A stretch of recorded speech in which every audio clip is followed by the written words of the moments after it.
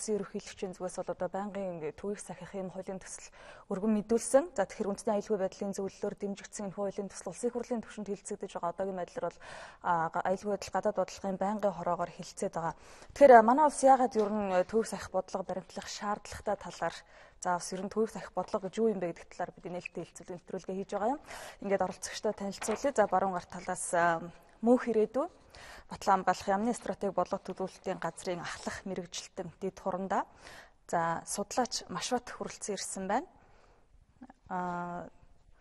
Чанхаргуй геополитикийн хүрээлэнгийн захирал үндэсний аюулгүй байдлын зөвлөлийн ажлын албаны дарга очирж ав.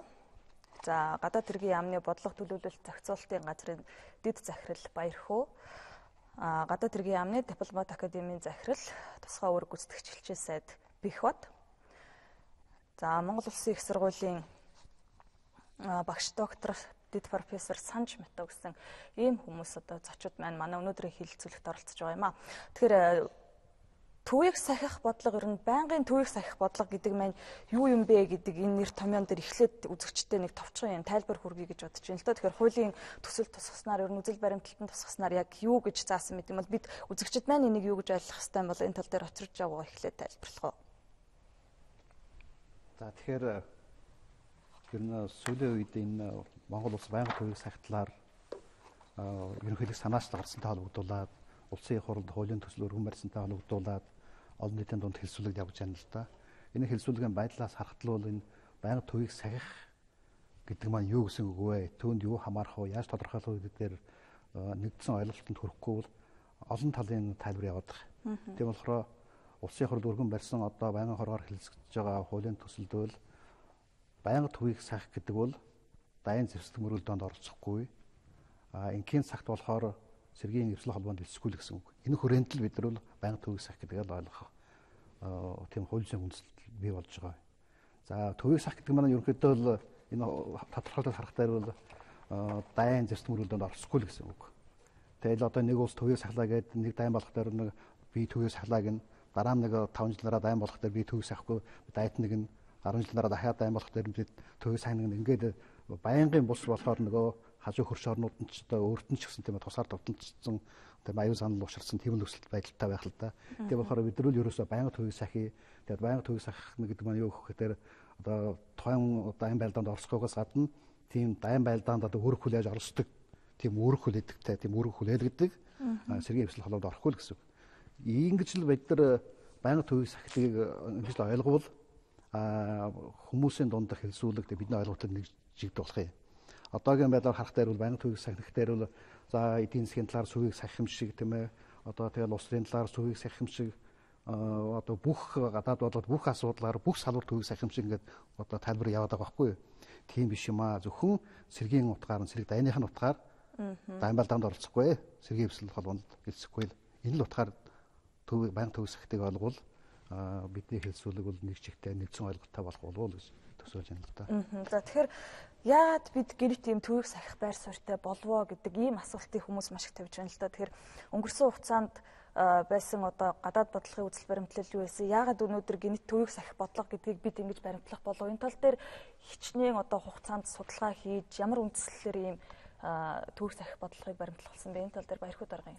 За энд яагаад гент гэдэг тэр асуудлыг бол бас харьцангуй ойлголт гэж үзэх хэрэгтэй л дээ. Гент асуудлыг ингээд фал хятал гаргаад тавьчихсан юм биш. Тийм ээ. Тэр цаг үеийн мөн үү биш үү гэдэг асуудлыг өнөөдөр шүүн хэлцэх шаардлагагүй. Ерөөсөө Монгол улс 1990 онд социализмоос салаад 91 онд зөвлөл холбоот улсаас холдоод дэлхийн социалист систем байхгүй болоод ингээд биетэйгээ гадаад бодлогоо тодорхойлоод өөрийгөө авч явах шаардлагатай болсон. Тэр үед л ер нь төвийг сахих тухай асуудал тухайн үеийн ерөнхийлөгч очир отгоон командаас гарч ирсэн байдгийг. За ингээд 90-ад оны ихээр тэр үед Москвад байгаа манай элчин сайдын яамны нөхөд Оросын гадаад яамны хүмүүстэй бас ярилцаж Монгол улс гадаад бодлогынхон шин чиг баримжааг олж авах гэж ярилцаж Орос нөхдөдөө зөвлөлж байх үед бас төвийг сахих тухай асуудлыг Оросудаас асууж нөгөөдүүлэн та нарт яг тохирно гэж хэлжсэн тийм баримт хүртэл байж байгаа л да. Тэр бол манай архивд бий. Ерөөсөө ингээд 1992 он гэхэд бол манай ерөнхийлөгч Очир Утгай нэгдсэн үндэсний байгууллагын энэ дээр Монголын төрийн тэргүүний хувьд анх удаа хэлэхдээ бол цөмийн зэвсгээс ангид Монгол улс цөмийн зэвсгээс ангид бүс байгуулна гэж зарлаад тэр чинь бол бүр хууль гарахаас өмнө шүү дээ. Тэгээд түүнийгээ бол 94 оны үзэл баримтлалтаа хоёр үзэл баримтлалтаа тусгаад мөн 94 оны үзэл баримтлалд бол тухайн үед тэр үзэл баримтлалыг боловсруулж ирсэн хүмүүсийн алсын хараа байсан л да. Монгол улс бол Орос хятадын хооронд маргаанд оролцохгүй төвийг сахныг бичсэн байж байгаа шүү. Тэгэхээр 94 онд чинь 21 жилийн өмнө энийг ярьж ирсэн л байна. Тэгээд энэ сүүлийн энэ 20 гаруй жилийн бодлогыг харахад бол одоо хэрвээ Монгол ардын зүүр онц үгээр ярих юм бол эхийн эцэхгүй туглын тур авахгүй ийм гадаад бодлого явуулаад ирсэн. Олон толгуурт гадаад бодлого, тэнцвэртэй гадаад бодлого, идэвхтэй гадаад бодлого, прагматик гадаад бодлого гэдэг. Манай энэ бүх гадаад бодлогын чинь цаад өгөнцсөн нь үндсэндээ ингээл төвийг сахад тийм ээ хэрүүл маргаанд орохгүй өөрийгөө ингээд зөв аваа яваад байсан. Ийм л бодлого байгаа юм л да жижиг орны. Тэгэхээр бол гинт гэдэг асуудал энэ дотор байхгүй. За ерөнхийлөгч бол энэ санаачлаг гаргахтаа тийм ээ ерөнхийлөгч бол санаачлаг гаргах хэрэгтэй. Тэг үндсэн хууль зааснаар бол ерөнхийлөгч бол гадаад харилцаанд улсаа хүрэн эрхтэйгээр төлөөлдөг. Тийм хүний хувьд бол энэ санаачлагаа үндэсний аюулгүй байдлын зөвлөлд хилцүүлээд дэмжүүлээд засгийн газрын тогтоол гаргуулад ингээд үндэсний их хурлынхаа юунд байнгын хоронд өргөн бариад ингээд их хурлдаа бол хуулиа оруулчлаа л да. Тэгэхээр бол энд гинт гэдэг асуудал байгаагүй. За энэ ерөнхийлөгч бол энэ санаачлаг гаргахыгаа өмнө бас нэлээд дултай сүртэй ярьсан. За тэгж олон хүнийг урьж олон хоног ярилцсан. За тэгэхэд өргөдөж очижсэн хүн би бас байгаа юм. Мөн л энэ өөрөө энэ санаачлаг гаргахаас өмнө ингүүл ер нь ямар манай 25 жилийн гадаад бодлогоор нь хэр зөв явсан ямар ололт байв ямар алдаа дутагдал байв гэж тэгээд ололт нь дандаа давсан л да шовтон ололттой ерөөсө дандаа прогрессор явцсан ийм гадаад бодлого байж байгаа. Түүнийг ярилцаад зөвшөлтжсэн. Тийм учраас бол энд бол гинтийн гаргаж тавьсан асуудал ерөөсө байхгүй. Байнгын төвөг сахих одоо бодлогын хүрээнд байж болох давуу талууд дээр одоо манай оролцогчид байрсаар илэрхийлэх үү? Гэхдээ давуу тал гэснээс би нэг юм нэмж хэлмээр байна. Ер нь яагаад энэ төвийг сахих бодлого ингэж тодорхой гарч ирвэ гэдэг дээр. Ер нь бол 80-аад оны эхнээс эхлээд манай улс эвсэлд үл нэгдэх хөдөлгөөнд эсэх нь зүйтэй юм байна гэж ингэж хөөцөлдөж яваад 80-аад оны эцсээр бүр үйл ажиллагаагаа тодорхой болоод 92 онд энэ том хөдөлгөөний гишүүн болж исэн бүрэн гэрт гишүүн. 80 он. Тийм. Тэгэхээр эвсэлд үл нэгдэх гэдэг маань яг хэрэг дээрэн болвол энэ төвийг сахих бодлоготой болоод их адилхан төстэй олон талаар их давхцдаг зүйл л дээ. Тийм учраас үндс нь одоо ер нь нэлээд эртнээс гарсан. Би одоо тэр нөгөө нэг 20 дугаар зууны ихээр одоо цэвэн жамсраануу энтергээд ингээд ярмааргүй байна. Гэхдээ сүүлийн одоо үеийг аваад үзэх юм бол нэг ийм үндэстэй төрийн талаас гадаад бодлого гэдэг талаас ийм их чухал үндэстэй юм байна. Нөгөөтэйгүр чонхор сайд бол тэрийг нэлээд тодорхой ярьдаг юм л да. Төвийг сахих бодлого төлөвшөж тогтох хамгийн тааламжтай хөрс бол Монголын ард түмэнд бий гэж. Өөрийн уламжлалт, соёл, ёс заншил энэ бүхэнд чинь төвийг сахин, төв үзэл, голч үзэл гэдэг маань бол их тодорхой явж ирсэн байдаг юм л да. Буддийн одоо шашин жишээ. Тийм учраас ерөнхийдөө энэ манай Монголын нүүдэлчин ард түмэн, Монголын энэ нүүдэлчин ах үед энэ төвийг сахих үзэл болвол нэлээд тийм тусгалаа олдог гэж би үзэж байгаа. Энийг бол цааш нь нэлээд сайн гүнзгийрөө судлах хэрэгтэй асуудал гэж би бодож байна.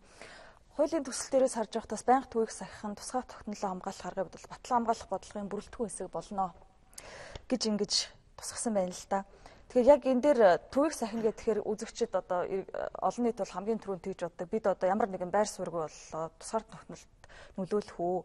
Монгол улсын одоо батлан хамгаалах салбар яах вэ гэдэг юм уу? Энэ тал дээр одоо ерөнхий бусад улс төвийг сахисан байр суурьтай бусад улс орнууд ямар байд юм болоо мөнх ирээдүйдийн төрөнд та. Баярлалаа. Тэгээ батлан хамгаалах салбарын зүгээс төвийг сахих бодлого зарсантай холбогдуулан төвийг сахих улсуудын батлан хамгаалах бодлогын талаар судалгаа шинжилгээг хийж байгаа. Ялангуяа батлан хамгаалах бодлогыг бол маш олон талаас нь судалж үзсэн. Үндсэндээ энд шалтгаан нь бол цэргийн итгэлцлийг бэхжүүлэх, за мөн одоо хөрс цэргэлтэй улс орнууд бол дотоодын эв нэгдлийг хангах, за мөн одоо их гүрнүүдийн буюу одоо харилцаа дайсагч талуудын нөлөөлөлөөс ангид байх гэсэн гол шалтгаануудыг бол төвөөсөх бодлогод нөлөөсөн байдаг. За Батлан болох бодлогын үүднээс нь бол эдгээр улсуудыг үндсэндээ 3 төрөлд багтаж авч үзэж болохоор байгаа. За нэгдүгээрт бол өөрийн гэсэн зөрчил хүчингүй буюу одоо аюулгүй байдлаа хөрс цэргэлтэй улс оронтойгоо гэрээ байгуулсан нөхцөлөөр хангадаг Ватикан, Сан Марино, Лихтенштейн хэмээх одоо арал хот улсууд. За хоёрдугаарт одоо өөрийн батлан хамгаалах бүх нийтийн оролцоотой хүчирхэг тогтолцоотой хүчирхэг маневрлаг айрамтай хүний эрх хүмүүлгийн үйлсэд идэвхтэй оролцдог Швейцар, за мөн Ирланд гэх мэт улсууд байж болно. За гуравдугаарт бол одоо өөрийн сумхан чадварлаг айрамтай, за төвийг сахих бодлого баримталдаг мөртлөө дэлхийн нийтийн инх тайвны улсад хамтран ажилладаг, ялангуяа НАТО бүс нутгийн цэргийн хвшлүүд хамтран ажиллах түншлэлийн гэрээтэй тэр улсууд бас байгаа. Тийм болохоор энэ бол энэ бодлогын үүднээс цаашдаа энэ бодлого бол цаашдаа үргэлжлэх энэ бол эерэг ач холбогдолтой. Хамгийн гол нь энд бол улс төр дипломатын болон одоо өөрийн цэргийн итгэлцийг байгуулах тэр үйл ажиллагаа хэтэрхий хаагдвал боогдуулахгүйгээр чөлөөтэй одоо энэ дэлхийн нийтийн даяарчлал улс улс этгээдээс өөрийгөө хамгаалах энэ арга хэмжээнд одоо өөрийгөө аль болох нээлттэй байхад энэ дэлхийн одоо улс орнууд төвөг сахч улс орнуудын одоо батлан хамгаалах цаашдын хөгжлийн чиг хандлага үргэлж байна гэж бид нар бас судалж үзэж ойлгож байгаа. Энд бас нэг ийм асуулт байх шиг байна л да. Манайх харин бүх салбарт бүх асуудлаар төвийг сахих юм уу? Аль эсвэл одоо яг зөвхөн батлах хамгаалахын салбар юм уу? Жишээлбэл эдийн засгийн хамтын ажиллагаан дээр яах юм? Хүмүүнлэгийн асуудлуудаар яах вэ гэдэг тал дээр. Би нэг хэд үг хэлээ тийм ээ. Энэ байгаль төвийг сахих гэдэг маань ерөнхийдөө ойлгох бол гадаад бодлогын үндэс гэхээсээ илүү батлан хамгаалах бодлоготой холбоотой асуудалтай. Тийм ээ. Жишээлбэл Туркменстан байнгын төвийг сахих маань манай гадаад бодлогын үндэс гэдэг тийм ээ. Тэгээд улс төрийн талаар төвийг сахин, эдийн засгийн талаар төвийг сахин, хүмүүнлэгийн талаар төвийг сахин гэдэг өөрийнхөө гадаад бодлогыг нэлээд боомлсон тийм ээ. Чөлөөтэй үйл ажиллагаа явуулах тэр нэг хязгаарлалсан юм байдал ороод байгаа. Манайх тэгмээрэг байгаа энэ гадаад бодлоготой чөлөөтэй баймаар. Тэгээд манайх ч одоо тусгаар тогтлын хамгаалах нэг хэрэгсэл гэж үзмээр юм шиг байна. Юу гэсэн үг бол бид нар бол тусгаар тогтлоо эдийн засгийн аргаар хамгаалалт, батлан хамгаална, тэгээд цэргийн одоо эдийн засгийн аргаар ч юм хамгаална. Батлан хамгаалахын талаар одоо хамгаална гэдэг маань юу гэсэн үг вэ гэвэл саяхан хэдхэн хоногийн өмнө улсын хурлаар батлан хамгаалах бодлогын үндэс гэж чухал баримт шиг батлагдчихлаа. Сая legal info-д ороод үүссэн бүгдээ хэвлэгдсэн нийтлэгцэл байлаа. Тэнийг манай одоо үзэгчдэр бүгдээр судлах байх. Тэгээд батлан хамгаалалтаа Монгол улс яах вэ гэхээр эхний одоо гол арга маань бол улс төр дипломатын аргаар батлан хамгаална гэдэг. Тэр дотроо л энэ төвийг сах гэдэг аль болбол.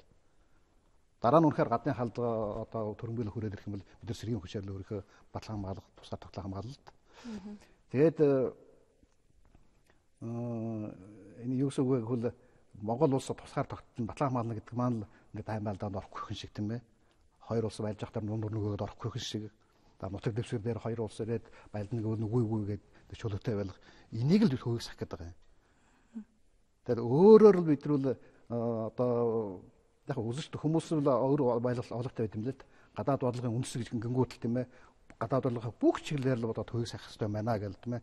Нүүбдэр одоо жил 400 тавтал болох дээр тэнд бүгдэнд төтгөлсөх хэрэгтэй гэдэг юм уу? Ийм асуудал гараад байгаа юм л. Тийм юм юусаа байхгүй. Зүгээр одоо сэрэг дайны батлан хамгаалах шилийн ойлгох гэж ойлгоод гадаад бодлогод одоо бид яг гадаад сэргийн одоо батлан хамгаалах арга гэж хэлж байгаа ч гэсэн тийм ээ. Бид нар ягаад гадаад бодлоготой холбоотой нэг бол одоо гадагшаа хандсан болохоор л гадаад гэж байгаа. Үндээвэл батлан хамгаалахтай л холбоотой гол асуудалтай. Энэ дээр маш их судлаачийн байр суурь ямар вэ? За ерөнхийдөө байнга төвөсөх бодлогын тухай гэж энэ статистикийн тухай бид нар ярьж байна л та. Энэ бол нэр ингэсэ гинтийн булгуулаас уулаасаа биш. Ёстой нөгөө бүр дээр 21 оноос 11 оноос эхлүүлээд ярих юм бол их урт хөвгтэй зүйлүүд ярьж болно.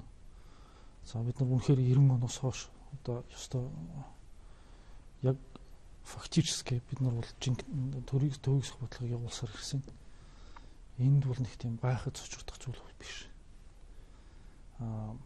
Ерөнхийдөө яг өөрсдийнхөө бодлогын бичиг баримт тусгасан үеийн гэх юм бол 94 онд батлагдсан цэргийн бодлогын төрийн цэргийн бодлогын үндэс гэдэг нэртэй байсан баха. Тэр үеийн тэрний өмнөх нь төрийн цэргийн бодлогын үндэс лүү төрийн цэргийн номлолын үндэс гэдэг нэртэй байсан. Тийм. Тэрэн дээр байдаг үндсэн томьёолууд гэдэг шүү дээ. Бид нар бүр ихт байдал, аюулгүй байдалтай одоо цэргийн аюул заналт тулгархаас нааш альва цэргийн эвсэл холбоонд нэгдэж болохгүй гэж. Энэ томьёолч нь өөрөө яг аль бие ёсоор манай төвөгсөх бодлогын үндэс болоод өдий хүртэл хүрэх гэсэн үг. Тийм. Яг энэ томьёолч нь өөрөө сая хуулийн төсөл дээр орцсон явж байна лээ. Зүгээр яг нэг иймэрхүү асуудлууд байгаа юм.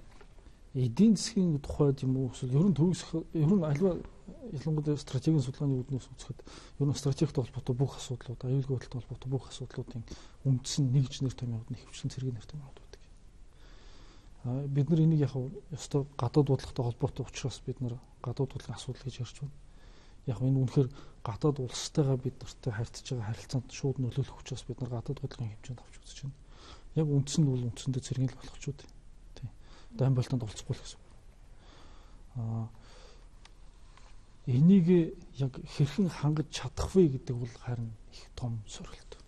Энэ бол зөвхөн гадаад бодлого болоод юу гэдэг цэргийн бодлогоос илүү өргөн хүрээтэй ойлголт болж эхэлнэ. Бид нар бол Лихтенштейн болоод Сан Маринотой адилхан хаашаашаа 24 км квадрат нутрахтай газар бол ерөөсөө биш. Бид нар Швейцартай харьцуулахад геополитикийн хувьд харьцангуй нээлттэй газар. Швейцар бол Альпийн нуруунд оройд нь байгаа газар шүү дээ. Ер нь бол. Энэ тохиолдолд биднэрт бол яг батлан хамгаалах агуулгаараа ялангуяа дайны үед төвөгсөх статус хатгалах явдал бол нэлээд хүндрэлтэй болж таарна. Яг зүгээр ямар нэгэн байдлаар дайм тулсан үед тийм ээ бид нар одоо тэнчнээс ухрах болцоотой гэсэн тэр хуулийн залтууд байна л тийм. Тэр агуулгаар бол харьцангуй уян хатан тайлбарлаж болохоор зүйлүүд байлаа. Төвийг сахих бодлого манай хоёр хөрштэйгээ харилцаанд яаж нөлөөлөх болоо гэдэг дээр яг энэ төвийг сахих бодлогын хуулийн төсөлтэй холбоотойос нэлээд их асуудлууд хөндөгдөж хүмүүс байр сууриа илэрхийлж байна л да. Тэгэхээр хоёр хөрштэйгээ бид стратегийн түвшлийн харилцаатай төвийг сахих бодлогыг баримтласнаар энэ дээр гарч болох эрсдэл ч юм уу байж болох уу? Эсвэл Монгол улс төвийг сахих бодлогыг баримтлана гэдгийг зарласны дараа эсвэл хөршийг одоо найрс харилцаанд холдох шалтгаан ч юм уу тийм зүйл байж болох уу? За чохор хуулийн төслийн 3 дугаар зүйлд бий л дээ. Энэ төвийг сахих байнга төвийг сахих одоо бодлого бол бус улстай улс төр эдийн засаг тэгэл батлан хамгаалах шинжлэх ухааны технологи гэл бүх салбарт харилцаа хамт ажиллагаа хөгжүүлэх бодлогод хамаарахгүй гэдэг.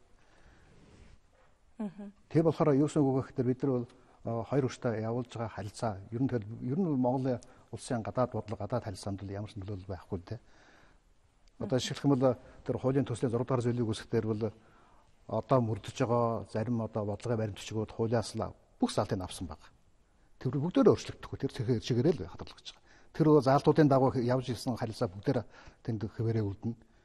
Тэгэл тэр одоо үзэгчдүүл тэр хуулийн төслийг веб хуудаснаас аваад үзэж байгаа бол гадаад бодлогын үзэл баримталд нэмэлт өөрчлөлт оруулна. Үндсийн аюулгүй байдлын үзэл баримталд нэмэлт өөрчлөлт оруулна. Тэр нэмэлт өөрчлөлтөөр харах дээр тэндээс нэг ч үс хасахгүй байгаа одоо байгаагаас. Зүгээр л байнга төвийг сахидаг үг нэмэгдэж байгаа. Тийм болохоор нэг ч үгс хасагдахгүй тэр чигээрээ л үргэлжилнэ. Нөгөө тайгуурвал бид нар бол одоо хоёр хөрштэйг бол стратегийн түншлийн харилцаатай л. Стратегийн түншлийн харилцаа гэдэг маань маш өргөн зүйл шүү дээ тийм ээ. Улс төрийн салбарт юу хийх вэ? Эдийн засгийн салбарт юу хийх вэ? Одоо тэгэл бусад бүх салбарт ямар харилцаа явуулах вэ гэх тийм ээ. Энэ том ойлголтын дэргэд бол байнга төвийг сахих гэдэг маань бол юу л дээ. Одоо түрүүн хэлдгээр бол цэргийн ойлголт дайм байлдаанд орохгүй та хоёр муулцсан бид нар оролцохгүй тийм ээ. Бусдаар бол бүх чөлөөтэй. Харин бусад улстай идэвхтэй үйл ажиллагаа явуулаад л гадаад хуралдаагаа өргөжүүлээд эдийн засгийн хамт ажиллагаа явуулаад одоо аюул жуулчлал хүлээж байна гэдэг маань төвийг сахихаа улам баталгаажуулаад байна гэсэн үг. Байн байлдаанаас холдуулаад байна гэсэн үг тийм ээ. Бүх оронтойгоо харилцаа хамтын ажиллагаа сайжрах тусмал дайн хийх одоо боломжтой алга болоод байна гэсэн үг. Энэ болохоор бүгдээр уялдаатай биенээ дэмжсэн үгүйсгсэн зүйл биенээ үгүйсгсэн зүйл юу өсөө байхгүй. Ингэж л ойлгож байгаа. Хуулийн төслөөс харахад бол. Чанхарга. Тэгэхээр ерөөсөө энэ төвийг сахихын бодлогыг ингээд зарлахад одоо хоёр том хөршмөнөр нь яаж ханд тул гэж л хүмүүс бодож байгаа юм л да. Тэг чи одоо зүй ёсны асуудал ерөөсөө. Манай хоёр одоо яг хооронд нь оршдог хоёрхан том хөрштэй ийм улс. Тэгтээ зэрэг эдгээртээ хоёр том гүрэнтэй харилцаагаа 1993 1994 онд найр харилцаа хамтын ажиллагааны гэрээ байгуулад тэр гэрээн дотор нүүбийн дүрм заасан бүх чухал зарчмуудыг суулгаж өгсөн. Анх удаага харилцан хүлээн зөвшөөрөлцөж ийм чухал гэрээ хэлцээр байгуулсан. За тэр бүхнээс үүдэлтэйгээр ерөөсөө манай гадаад бодлогын арга хэмжээ өнгөрсөн 20 хэдэн жилд бол байнга л одоо энэ төвийг сахих бодлогын үндсэн зарчмуудад нийцсэн хэлбэрээр явж ирсэн гэд болно.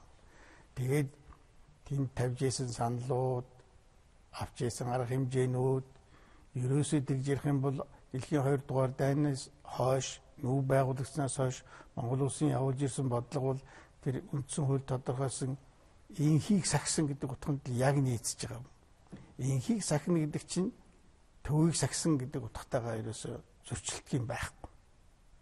Өөрөлдөх юм бол манай гадаад бодлогын тэр явуулж ирсэн зарчим, зорилго, тодорхой арга хэмжээнүүдийн тийм логик үргэлжил нь одоо яг төвийг сахих бодлого болж хэрэгжих юм байна гэж ийм ойлголттой байна. Тэгэхээр 11 зүйлтэй энэ хуулийн төсөл бол угаасаа эдгээрийг бүгдийг базаж сайтар боловсруулсан юм харагдаж байгаа. Тэн дээр бол бид түрүү ярьцгаалаа тэгээд ер нь төвийг сахих улс төрийн соёл гэдэг нэг юм дотооддооч гадаадтаач байх юм зарчмын чухал байр суурь байх юм. Энэ Швейцар улсаас харахад энэ Австриас харахад одоо тэр Финлянд, Швед эдгээрээс харахад тэдний явуулж байгаа үйл ажиллагаанд тэр авч байгаа арга хэмжээ үйл ажиллагаанд үнэхээр тэр бодлогынхаа зарчмын үүднээс хандж байгааг харагдж байна. Тэрээс нэг цагт нэг янз болоо нөгөө цагт нэг янз болохгүй. Бид бол бас жижигхэн улс тийм ээ. Өөрийнхөө одоо хэр хэмжээгээр хөнжлийнхээ ирээр гэдэг шиг бас гадаад бодлогод оролцдог юм уус. Тэгвэл бид идэвхтэй оролцдог улс. Тэр идэвхтэй оролцох одоо боломжийг бол огт одоо хаахгүй байгаа. Энэ бол одоо энэ хуулийн бас нэг онцлог болно гэж бодож байна. Ер нь явандаа бол манай үндсэн хуулийн тэр 10 дугаар зүйлийн 2 дугаар нэг заалт байгаа юм л да. Тэн дотор инхийг сахисан бие даасан энэ бодлого дээр хизээ нэгэн цагт тэр төвийг сахисан гэдэг энэ тодорхойлолт орж ирэхийг үүсэхгүй л байх тухайн цаг үед. Одоо заавал тэр үндсэн хуулийг одоо өөрчлөлт ийм нэмнэ гэдэг ийм асуудал бол тавиачгүй, яриачгүй, тавихчгүй, ярихчгүй л байгаа хэрэг шүү дээ. Ер нь гадаад бодлогын үзэл баримтал, үндэсний аюулгүй байдлын үзэл баримтал чи тэр улс төр дипломатын аргаар хангамлагдж байгаа. Тэр тэнцвэртэй, доктортой юуны өмнө хоёр хөрштэйгөө сайн сайхан харилцсан энэ бүхэн бол тусгацсан байдаг. Тэрэнд ямар ч өөрчлөлт орохгүйгээр энэ төвийг сахисан гэдэг л юм нэмэгдэж л нэгэн цагт ирэх байхаа л гэж одоо бодож байна. Санж битүү докторийн дээр яваад байсан. Тэр юг манай тэр үндэсний аюулгүй байдлын үзэл баримтлал дотор бол Монгол улсын аюулгүй байдлыг улс төр дипломат аргаар хангана гэсэн ийм гол болов заалт явж байгаа. Гэхдээ зэрэг энэ төвийг сахих статус гэдэг маань өөрөөр хэлбэл энэ хүрээнд хэрэгжүүлж байгаа нэг арга хэрэгсэл гэж ингэж ойлгож байна. Өөрөөр хэлбэл юу гэсэн үг вэ гэхээр зэрэг төвийг сахих статусаа гаргаж ирнэ гэдэг бол ерөнхийдөө манай бодлого тогтвортой байна нэгдүгээр, хоёрдугаарт нь бол та нар илүү ихтэй бай гэдэг ийм зүйлийгээ бол гаргаж албан ёсны хуульчилж өгж байгаагаараа бол чухал гэж бодож байна. Тэгээд жишээлбэл одоо сүүлийн үед чинь манай засгийн газрыг одоо олон улсын хэмжээнд бас одоо эдийн засгийн салбарт бол бас бодлого жахан тогтвормуутай байдаг, төргөн өөрчлөгддөг энэ төр гэсэн асуудлууд яригддаг л да.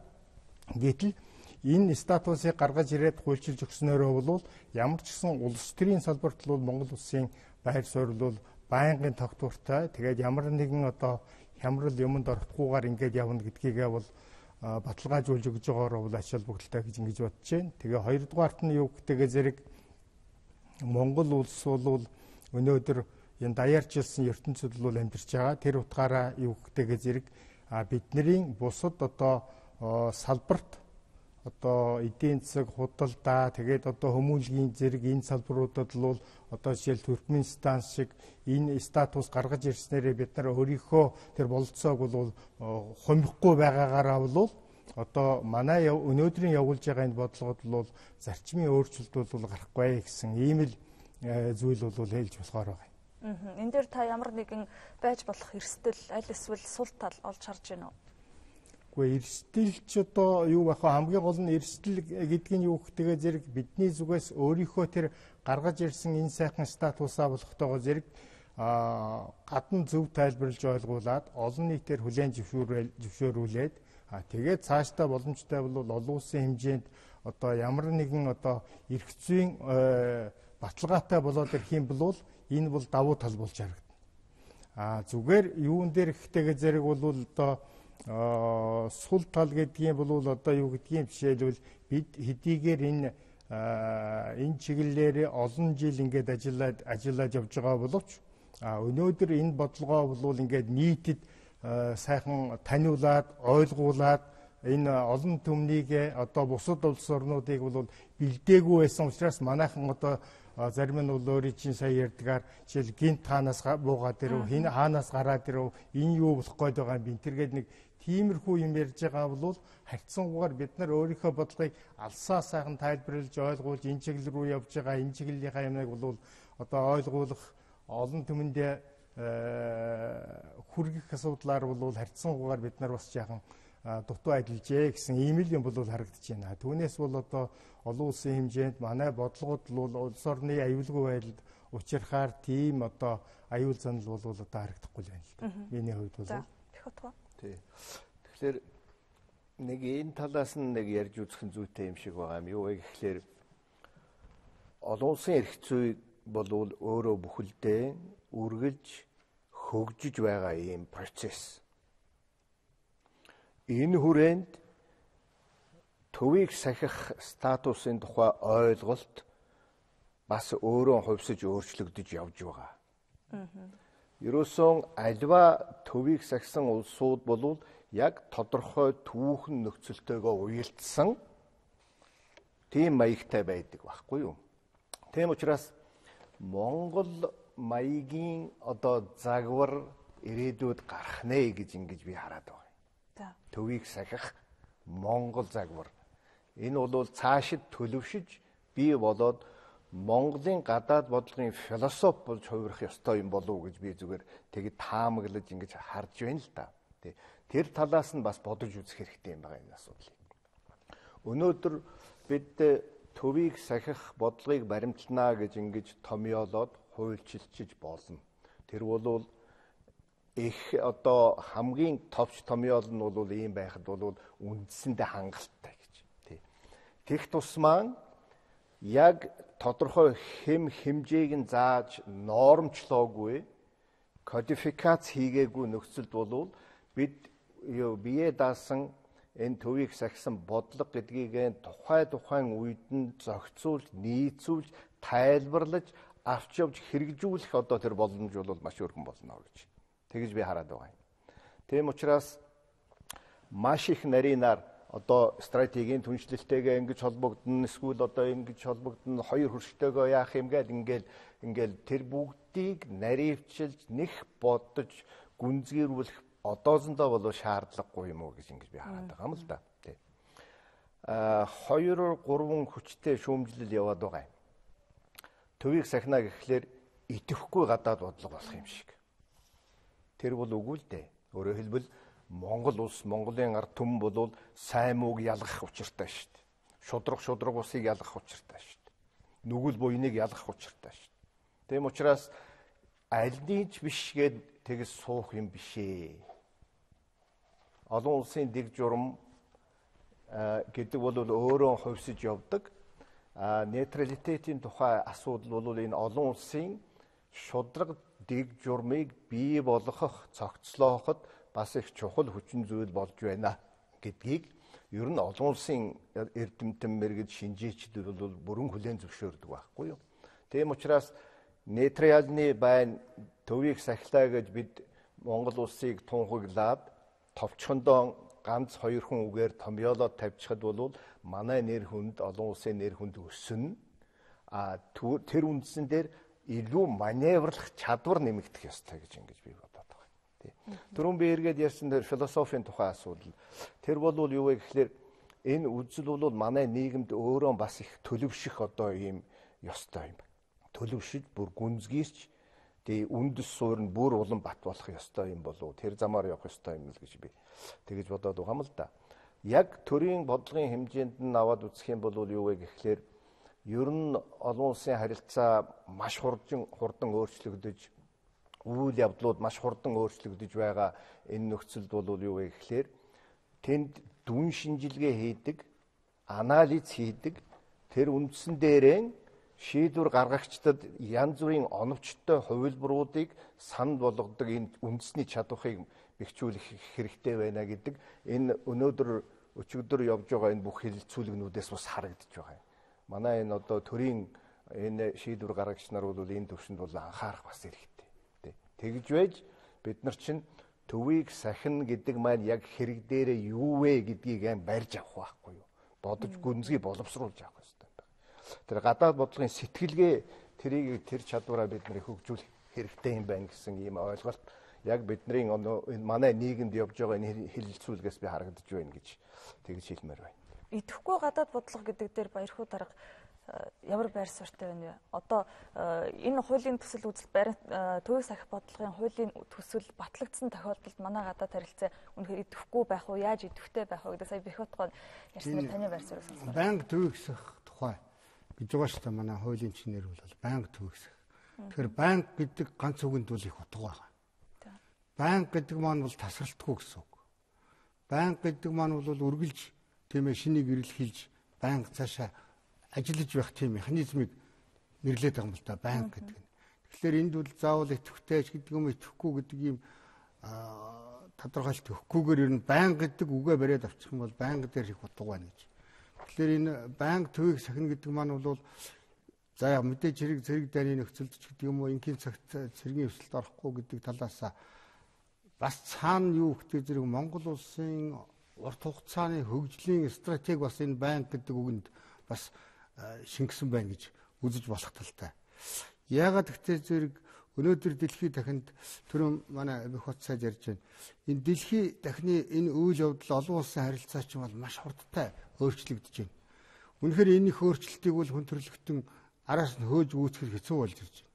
Энэ дэлхийн дахинд бий болсон өнөөдөр үүсчихэд байгаа шин нөхцөл байдал, шин тоглогчид олон улсын харилцаанд огт байгаагүй сонин субъектууд гараад ирчихсэн. Юу хийж байгааг нь мэддэхтэй байцсан. Энд бол дэлхийн улс орнууд, дэлхийн хамтын нийгэмлэг бүгдээр бэлэн биш байсан байна л да. Ингээд нөгөөдгөө таних гээд мэдэх гээд ингээ байж итэл чинь дай мөргөлдөөн болоод явчлаа. Бүхэл бүтэн бүс нутгаараа ингээд дай мөргөлдөөний хөлд сүрч байна тийм ээ. Дөрвөстэй хөлд сүрч байна. Одоо дөрвөстийг чинь Монгол руу зөвлөвлүүл яах юм? Бид төвийг сахахаас байхгүй энэ дэр. Тийм ээ. Бид мэдээж тэр Арабын ертөнцид ойрогторд болж байгаа дай мөргөлдөөн терроризмыг л шөмжлөн тэгтээ бол бид төвийг сахнаа л гэж хэлхээс аргагүй болно. Жишээ нь өнөөдөр тийм ээ мэдээж хэрэг манай эргэн тойрны нөхцөл байдал дунд чи хинбэ чи хэний талдав гэдэг ийм янз бүрийн тулгалт ч юм уу асуулт манай мэтийн жижиг улс тохиолдож мэдхээр байна л да. Ухаандаа ингээл нэгдсэн улстай байгууллагад ерөнхий ассамблеийн чуулганд ерөнхийлөгч оролцож байхад бол ерөнхийлөгчийн үрсэн маш олон хурал зөвлөгөөнд очиж байна. Заримд нь үнэхээр төвийг сахсан байр суурийг сандахгүй бол болохгүй. Тийм хурал зөвлөгөөнүүд зөндөө болж байна л да. Тэгэхээр бол энэ манай мэт тийм жижиг Монгол улс. Тэгээд энэ бас бидэнд бол хүч нөөц болцоо хязгаарлагдмал. Бидэнд олон улсын харилцаанд гүйцэтгэх айхтар том үүрэг өрөөл гэж бас хязгаарлагдмал. Тийм тохиолдолд бол дэлхийд өнөөдөр бидэнд толгорч мэдэх янз бүрийн олон асуудлаас өөрсдөө эвтэйхэн чөлөөлөд авчих ийм боломж нь манай энэ шинэ хууль болох юм л доо. Нөгөө жижиг монголчин, нөгөө ардчилсан монголчин шах шаардлагагүй маа тэднийг бол өнөөдөр энэгээр ингэж тулах шаардлагагүй юм. Угаасаа жижиг Монгол тэд өөрсдөө төвийг сахиж байгаа. Энэ дээр яг л нөгөө хуулиараа л хариулах байх гэд тийм ээ олон улсын маргаантай олон асуудлаас биднийг чөлөөлж мэдхээр байгаа байхгүй тийм. Тэрийг бас бид нэр урьдчилж олж харах хэрэгтэй гэж. Тэгэхээр би итгэвтэй итгэхгүй гэдгийг бол ингэж үзээд байна л да. Тэгэхээр түрүү манай нөхдүүд ярьж байна. Энэ эдийн засгийн хамтын ажиллагаанд тэр стратегийн түншлэл дээр энд ч бол төвөг сутгаа ерөөсөө яригдаагүй шүү дээ. Угаасаа байхгүй тийм ээ. Өнөөдөр ухаандаа төвөг сахилаа гэхэд бол Орос хятадтай тогтоосон стратегийн иж бүрэн стратегийн түншлэлийн харилцаанаа зогсноо гэсэн тийм ойлголт ерөөсөө байхгүй шүү дээ. Тэрийг бол нэгэн тогтоочсон бүр гурвалсан маш найрсаг харилцаа дээд төвшөнд гурван ерөнхийлөгчийн төвшөнд гурвалсан харилцаа тогтоочход ингээд уулзалтад байж байгаа нөхцөлд өнөөдөр гинт тэрнээс авах нь гэж байхгүй үст тийм ээ. Тэгэхээр бол энэ дээр болгоомжлох шаардлага бол ерөөсөө байхгүй гэж үзэж байна. Болгоомжлох шаардлага байхгүй. Стратегийн түншлэл гэдгийг бид нэр өөрснөө сайн ойлгох хэрэгтэй байхгүй юу? Тий.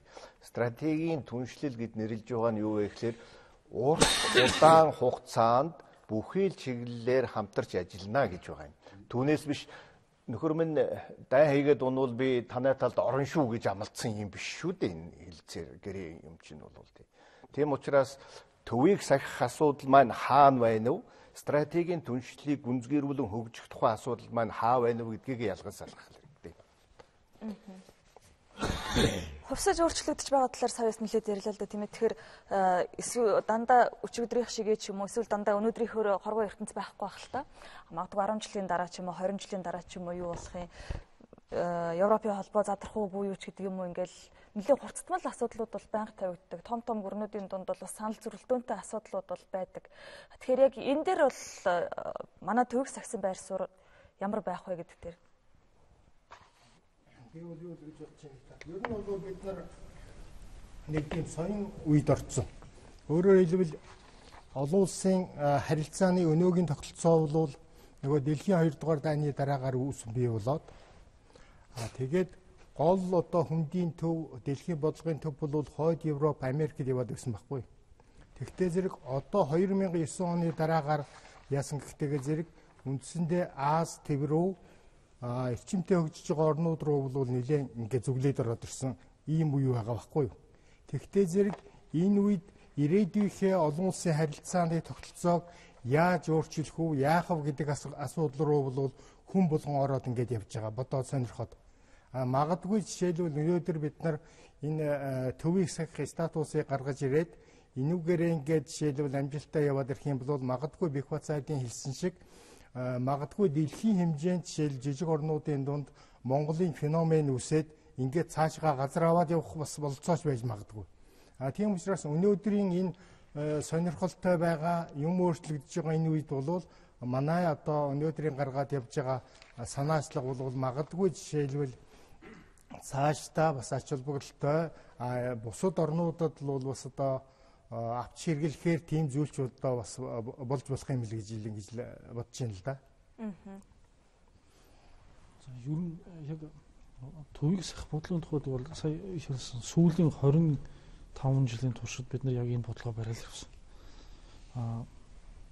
Энэ дэр бол нэг тийм алдах зүйл ямар ч байсан сүүлийн 25 жилийн туршлага юу харуулах гэхээр энэ бол бас тийм энэ бол зөв бодлого байсан мэн гэдгийг харуулсан.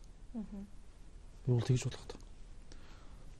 Үнэхээр одоо бол нөгөө дэлхийн 2 дугаар хүүтэн дайны дараах нөхцөл жахан хувраад хүчний тэнцвэр дахин хуваарлагдах процесс эхэлж байна гэж зарим хүмүүс ярьж байгаа.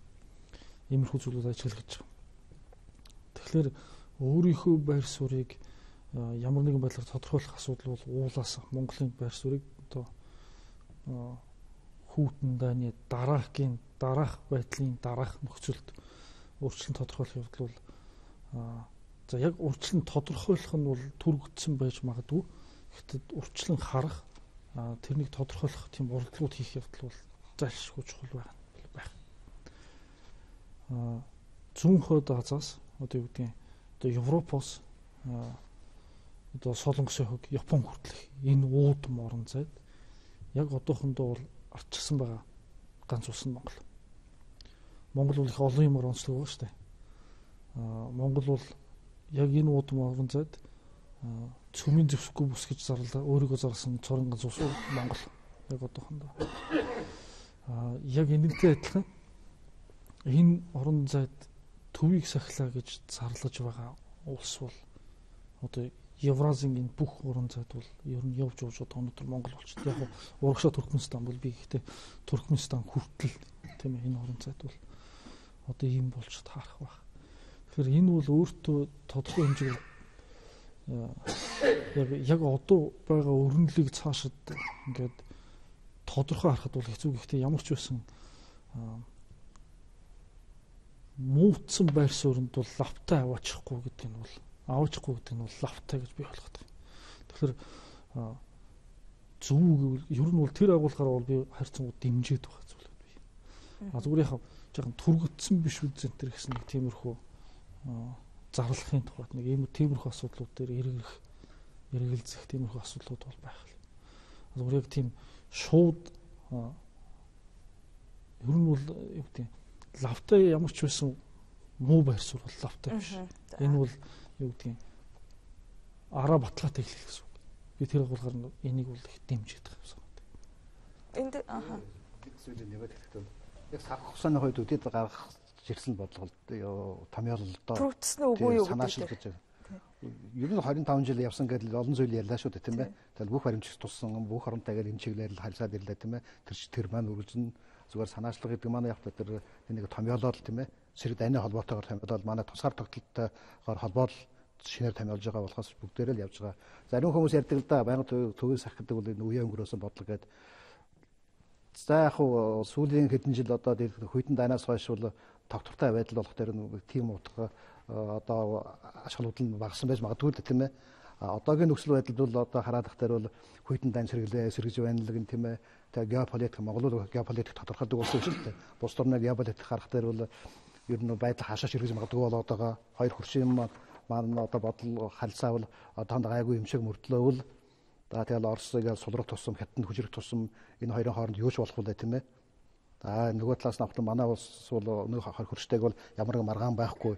Ийм эвтэй, ийм аятайхан байгаа цагт намжаад бид нар бол одоо батлан хамгаалах салбартаа нэг арга хэрэгсэл болгоод байнга төвийг сахиал гэж байгаа. За байнга төвийг сахих гэдэг энэ тодорхойлтон дээр л учир байгаа байхгүй юу?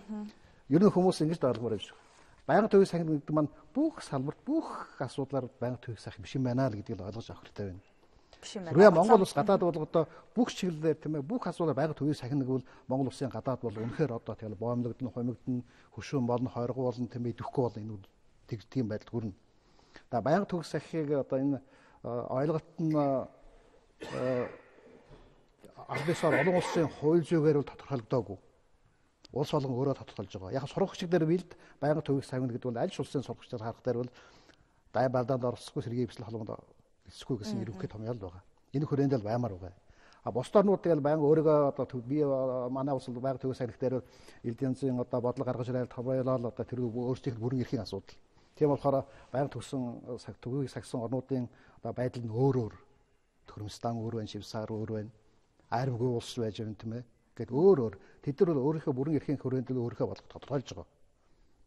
Тийм болохоор бус орнууд ч гэсэн одоо манай хөршөөс ахуулаад одоо гадуур согж байгаа нь сертификат хяналтыг хүлээж хяналтыг магадгүй хүлээж магадгүй энэ бол одоо манай иргэд тийм ээ бид нар хоорондоо ч нэг ойлголт нэгдсэн ойлголтод болох хэрэгтэй. Бус орнууд ч гэсэн тийм ээ Монгол одоо Туркмен маягаар байнга төвийг сахих бодлогоо тодорхойлж гэнэ үү, Швейцарыг тодорхойлж гэнэ үү, ариунтай байх нь ариугүй байх нь үгээд олон юмыг одоо хөшөө хүлээж байгаа ш тийм ээ. Монгол яаж энэ бодлогоо тодорхойлно вэ? Тэгэд одоо бидний бодлогоо тодорхойлоод хуулиа гаргах хэрэгтэй байна. Хуулийн дээр бодлого нь ингэж томьёологдно. Хоёр хөрштэй энийг тайлбарлана. Энэ бол одоо танайх бол гадаад бодлогоо бүх асуудлаар төвийг сахина гэсэн үг биш байна. Зөвхөн одоо та бүхэнд дайн байлдаад орох гэсэн үг байна гэд ийм утгаар нь ойлгох юм бол одоо бүгдээр дэмжин хоёр хөрш манай нэрээ хэсээр байгуулсан тийм ээ. Манай бүрэн эрхтэй тусгаар татлыг бүгдийг зөвшөөрсөн. Манай гадаад бодлогын зарчмуудыг бүгдийг зөвшөөрсөн. Ийм л улс байгаа.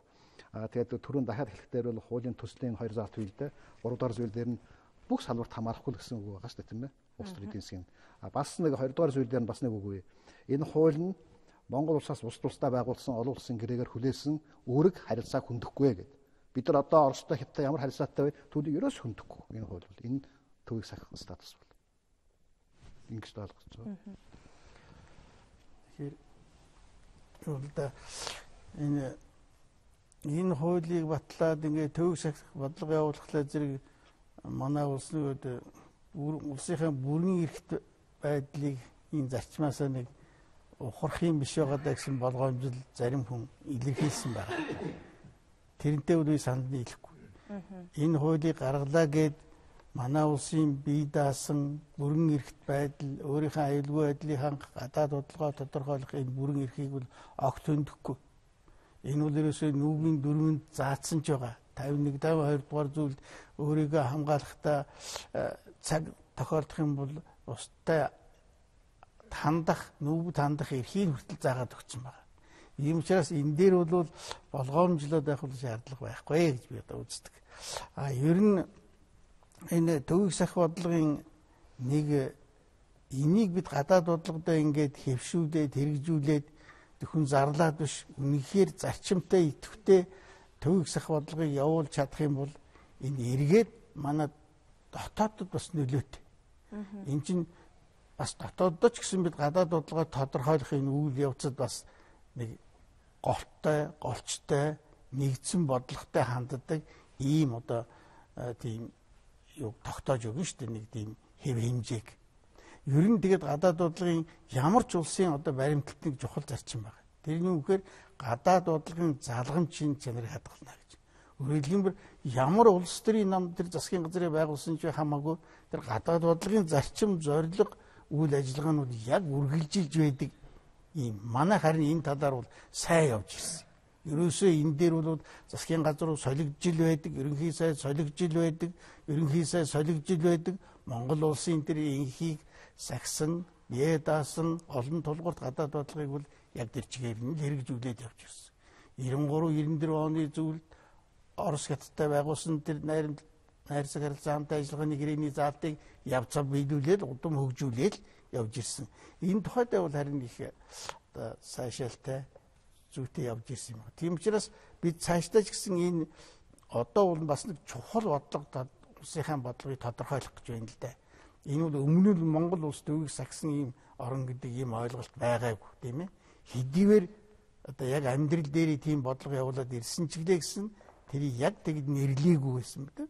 Одоо бол тэрийг нэрлээд хуулиа гаргаад батлахлаа зэрэг бол энэ бол бас шинэ үзэгдэл. Хүмүүс энийг зөвөр ойлгож авах. Монголчууд бол ийм төвийг сахисан юмд голчноруутай хандах энэ тухайд бол үнэндээ бол одоо сайхан хандлагатай, зөв ойлголттой ард түмэн гэж бол бат итгэж байдаг. Төвөг сахих бодлогын Монгол маягийн загвар гэж ярьсан шүү дээ, тийм ээ. Тэгэхээр одоо Швейцар ч юм уу бусад улсуудтай бас харьцуулах боломжтой юу? Одоо жишээлбэл Швейцар бол банк санхүүгийн салбарт ч юм уу дэд бүтц талаас бол дэд хүчсэн. Манайд бол яг энэ шиг ийм одоо бүтэц, бэлтгэл, дэд бүтэц байх уу? Монгол маягийн загвар гарч ирэхэд. Загварын тухай бол би зүгээр цаашдын ирээдүйн тухай асуудал гэдэг утгаараа юу яасан шүү дээ. Энд чинь төлөвшөөд, тодроод Монголын яг тухайн одоо онцлогт нь нийцсэн тийм загвар гарч ирэхийг үгүйсгэж ерөөсөө болохгүй гэж ингэж. Би зүгээр Швейцартай адилхан байна гэдээ ингээд яриад байхлаар нь бас гайхаад байдаг. Швейцар Монгол хоёрыг харьцуулах арга байхгүй шүү дээ. Ер нь бол тийм. Швейцар бол өөрөө бие даасан хүчтэй аримтай. Манайд бол өнөөдрийн нөхцөлд тийм хүчтэй аримтай байх ямар ч шаардлага байхгүй. Харин ч төвийг сахина гэдэг утгаараа цэрэг зэвсгийн хэрэгцээ харьцангуй багасаад дотоод өөрийн эдийн засгийн хөгжилд түүнийг зарцуулах боломж нэмэгдэнэ гэж ингэж хармаар байгаа юм л да. Тэ. Тэгээд эдийн засаг хүчрэгжээд сүрхий болохын хэрээр өөрийнхөө одоо юунд таарсан одоо тийм ээ хэрэгцээ шаардлагад таарсан зэвсэг түвшнээ хөгжүүлэх тухай асуудал юу зэрэгцээл цаашдаа явна байх гэж ингэж тэгж бодож байна. Тийм цаашдаа үр дагавар гэж ярих юм уу? Хуулийн төсөлд тусгах боломооргүй хэдэн анхаарах зүйлүүд бий л дээ. Одоо Монгол улс жишээлбэл төвийг сахилаа гээ. Ямар нэгэн дайн байлдаанд орцохгүй боллоо гэж бодъё тийм ээ. Нэгтэр бол одоо юу гэдгийг эдийн засгийн үүднээс ихтэй л одоо бие бол хөрөнгө оруулах дээр дайн байлдаан болдгоо газар л бие хөрөнгө оруулах бодно шүү дээ. Юу гэж дайны одоо хөлд аваач төвөөгөл одоо тэр нэг хөрөнгө уустгуулаа юу ч болдгийг хэлдэг дайн байлд чинь ямар үр дагавартай мэдэн тийм ээ. Зөвхөн аль нэг 50 одоо тэр улсад Орос түвш, Хятад түвш гэж бодъё тийм ээ. Монгол төвөөс ассан байна. Тэр нь 50 байна. Тэр улс бол дайнд оролцохгүй юм байна. Төрмөл үлдэхгүй нь Орос руу өдөөд Хятад руу өдөөд дайдахгүй юм байна. Тэгэхээр миний хөрөнгө тэнд очивол баталгаатай байх юм байна гэдэг утгаараа л тэр эдийн засгийн асуудлууд дээр гарах байх л да. Хөрөнгө оорно, тэгээд банка байгуулна уу, тэрвэл тэгэл Монгол улс хэр зэрэг энэ бодлогоо тууштай явуулахаас л нэг зүйл хамаарна л да. Бас манайх бол одоо ч гэсэн ер нь инхи яриа хэлцээр манад бас нэлээд их явагдаж штэ. Энэ тал дээр бас нэлээд давуу талууд гарна гэж үзээд байгаа штэ. Баяр хөөр. Ер нь бол давуу тал байгаа л да. Сүүлийн 1-2 жилд бол батлагдж штэ. Өнгөрсөн онд Орос Украины хооронд ямар үйл явдал болсон бид нэр мэдж л байгаа тийм ээ. За үүнээс болоод Оросын эсрэг олон улсын айхтар том хориг тавьчихсан, Европынхан тэр чигтээ хориг тавьчихсан. Үндсэндээ Оросын холбооны улс гэж одоо Европоос хасчгаа сууж байна.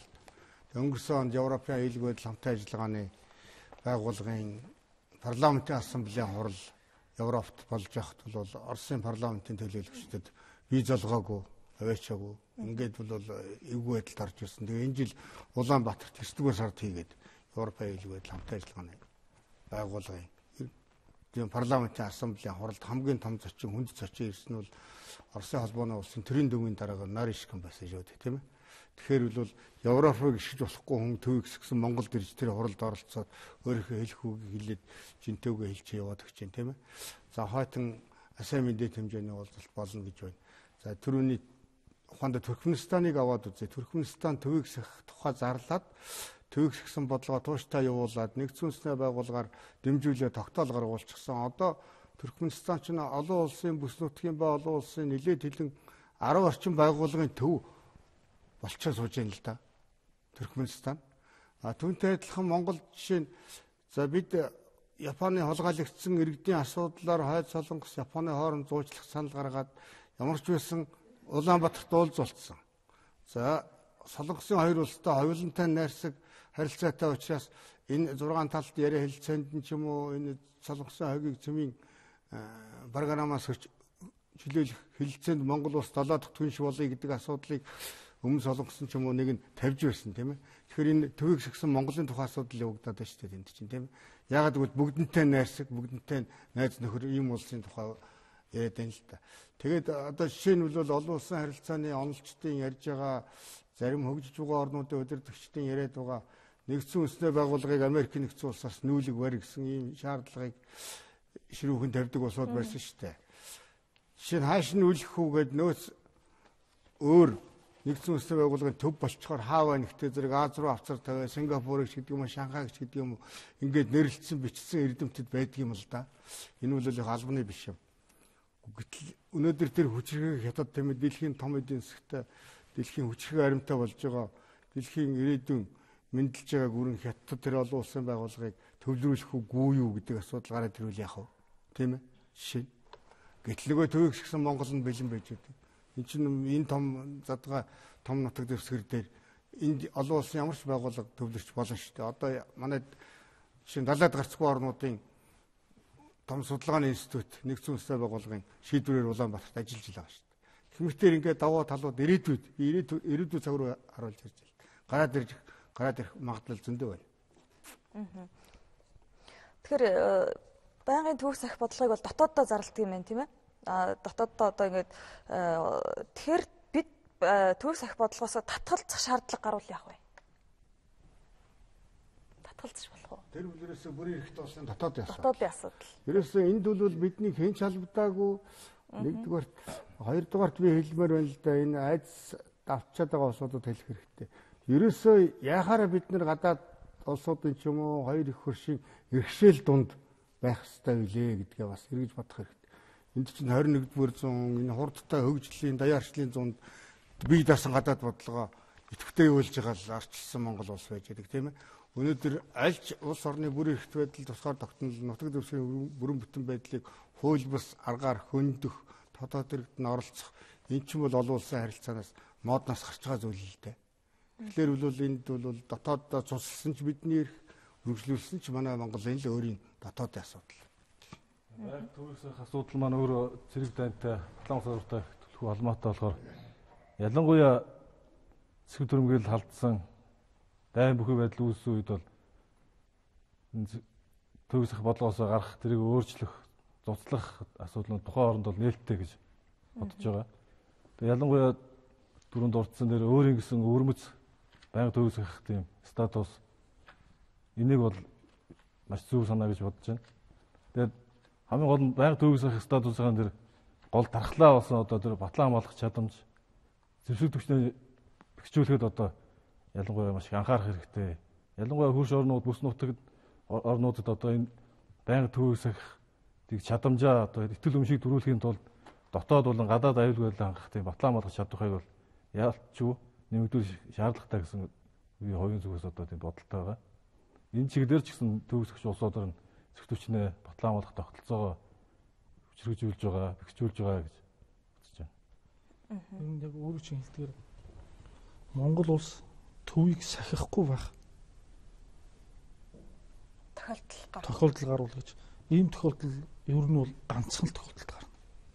Тэр нь хизээ гэхэлэр Орос Хятад хоёр дан хийх тохиолдолд гарна. Тэгэхээр тийм магадлал яг одны өдөр бий болцсон уу гэвэл болоогүй. Тэ. Ер нь ойрын ирээдүйд бий болох уу гэвэл за яг нөгөө далдыг гардаг далайлан биш болохоор мэдэхгүй. Гэхдээ яг одоогийн байдлаар бол харагдахгүй байна. Нэг талынх нь хүчин давтаг гэх нөхцөл гэж байгаа шүү дээ. Тийм, нэг талынх нь хүчин тэнцвэр бариад үлдэж болно доо. Тэрийг л одоо хангах ёстой байхгүй юу? Ухан яг энэ хоёр тойроод байлтвал бас болно гэсэн үг шүү дээ. Яг таны хэлдэг бай. Зөв үнэн байхгүй. Нэг талынх нь тийм, нэг талынх нь хүчинд автвал гэж байгаа шүү. Тэгэхээр энээс татгалзах цорын ганц тохиолдол байна. Энэ нь бол энэ юм аа гэж. Энийг бол 94 онд байсан тэр томьёололч нь өөрөө хилж өгөөл яваад байгаа. Тэгэхээр энийг өөрийг нь тэр хуулинд тусгасан явдал бол айгүй тийм зохистой зүйл болж байгаа гэж би бодод байгаа. Тэрнээс бусад тохиолдолд бол бид нар заавал мөргөлдөж байгаа хоёр талын аль нэгийг нь давхиж явах шаардлага байхгүй. Тэгэхээр ингэж зарласан явдал нь бол ямар ч байсан одоо олон улсын байдал геополитикийн нөхцөл байдлууд яаж ширгэлээ гэсэн ямар ч байсан өнөөдөр бий болгосон давуу талаа бол бид нар хадгалж өгч байгаа. Өнөөдрийн хүртэл бид нар өөрийнхөө одоо 25 жилийн туршид олсон олон улсын нэр хүнд байр сууриа бол ингээ хадгалж бэхжүүлж өгч байгаа талаараа бол энийг би хувьдаа бол дэмжиж байгаа. Тэр хязгаарлалтууд бол заавал байх хэрэгтэй. Тэр хязгаарлалт бол өөрөлдвөл одоо нэг хоёр улс тайтвал дээрээс нь тэр нэгнийх нь хүчинд бид автуул гэдэг энэ нөхцөл бол өөрөө уулаасаа 94 оноос хойш манай онцлог байсаар ирсэн. Ер нь бол хин Бэхутун хэлдэг тэр төвийг гэсэн Монгол маягийн төвийг гэсэн одоо бодлого гэдэг юм бол сүүлийн 25 жилд аль хэдийн үр хөрвөлөө бол тавьчихсан гэж болох гэдэг шүү дээ. Ер нь бол нэг юм бол явах нь яваад байна. Зүгээр яг онцгой тэр нэг цаг нөхцөлийн тухайд болохоор зөв сая хэлсэн тэр нөгөө Орос Хятад хоёр хоорондоо дайтвал гэдэг энэ нөхцөл дээр чинь нөхцөл үүсээгүй байхад бид нар төвөгсгсөн статусаа зарлаж байгаа явдал нь хоёр хөршийн тухайд эргэлзээ болоод үйл ойлгох байдал үүсэх вэ гэсэн ийм болгоомжлол байна. За уул нь бол энэ асуудлаа үндсэндээ шийдэж чадвал энэ чинь бол зөвхөн бид нар дотооддоо зарлах тухай асуудал биш. Хоёр хөрш хүлийн зөвшөөрөх тухай асуудал. Манай бүс нутгийн бусад бүх улсууд хүлийн зөвшөөрөх тухай асуудал. Тэгэхээр бид нар нөгөө хин Санж Матууга хэлдгээр дотооддооч тэр гадааддооч тэр бэлдээгүй байж байгаад энийг гинт сөхөө тавьчихсан учраас зарим нэг бодлоор тэнэгэлцээ үүссэн тохиолдол үүсэж байгаа байж магадгүй. Тэгэхээр энэ тэнэгэлзээнүүдийг алга болгох явдал бол өстой жинхнээс манай гадаад харилцааны яамны үндсэн зорилт болно шүү дээ. Одоо ойрын үед хэрэгжүүлэх үндсэн зорилго бол энэ л болж таарах. За. Манай цаг бас дуусчих шиг байна л да. Тэгэхээр байнгын төвөс ахих бодлого байна. Улсын хурлаар хэрвээ одоо хилцэгдэж байгаа тийм ээ. Батлагдсан тохиолдолд ер нь дараагийн одоо процедур нь юу гэдэм бэ? Олон улсад бид үүнийг яаж зарлалт юм болоо? Энэ тал дээр очирч байгаа товчхон тайлбарыг өндөрлөх үү? Ер нь Монгол улс өөрийнхөө бүрэн эрхийн хүрээнд төвийг сахих гэдэг маань юу юм өөрөө тодорхойлно тийм ээ. Тэнд юуг агуулга нь ямар байх өөрөө тодорхойлно тийм ээ. Ингээд хулаа гаргана. Тэгэд энэ л одоо хамгийн гол зүйл маань энэ. За хууль гарахтай зэрэг одоо бусд орн ялангуяа хоёр хөршүүд маань судалж үзнэ л дээ. Энэ хоёр орны харилцаанд нөлөөлөх нөхдөр судалж үзнэ. Шин сэрэг энэ л одоо тийм ээ дамиа алдамд орохгүй л гэсэн үг байна гэж ойлголт авах юм бол зөвшөөрж таарна. Манай гадаад бодлого зөвшөөрөөд ирсэн тийм ээ. Зарчмын өөрчлөлт ороогуудыг ойлгож таарна. Энэ ямар нэг бэрхшээл гарахгүй байх. Одоо ингээд ярилцлагын данд зарим хүмүүсийн саналыг тарахад бодож явах дээр бол энэ төвийг сахих бодлого гэхээсээ илүү байнга төвийг сахих статус гэсэн дээр биш байна. Статус. Тийм. Монгол улс бол сүмийн зэвсэггүй бүсийн статустай тийм ээ. Одоо статусаа тодорхойллоо, зөвшөөрүүлээ. А бодлого дээр чинь тэгээд юм болгон дээр нэг бодлогоо та нар яах гэж байгаа гэж асуудал гарах гээл тийм ээ. Танайх одоо төвийг сахих бодлоготой тэр бодлого чинь энэ асуудлаар яаж гарах юм гээл ингээд явах гэсэн. Тийм болохоор бодлого гэлгүй статус гэвэл зөвхөн юм шиг байна. Гэхдээ ингээд хэлцүүлж чадсан саналууд гарч санал гарч ирэх байх л да тийм ээ. Ер нь хүмүүсээс энэ хуулийн төсөлтөнд нэлээд санал ирж байгаа юм байна л да. Сархсан хүмүүсээс бол. Тэгээд одоо энэ хүмүүст ойлголттой болохын тулд энэ хуулийнхаа төслийг сайн судалмаар байна. Яаж тодорхойлсон байна? Тэр хүрээнд тийм ээ. Тэгээд хуулиа гаргах хэрэгтэй байна да. За баярлалаа. Тэгэхээр үзэгч та бүхэнд бид нээлттэй хэлцүүлэг нэвтрүүлгийг хүргэлээ. Монгол улсын төвөг сахих бодлогын талаар талуудын байр суурийг хүргэсэн анхаарлаа хандуулсан баярлалаа.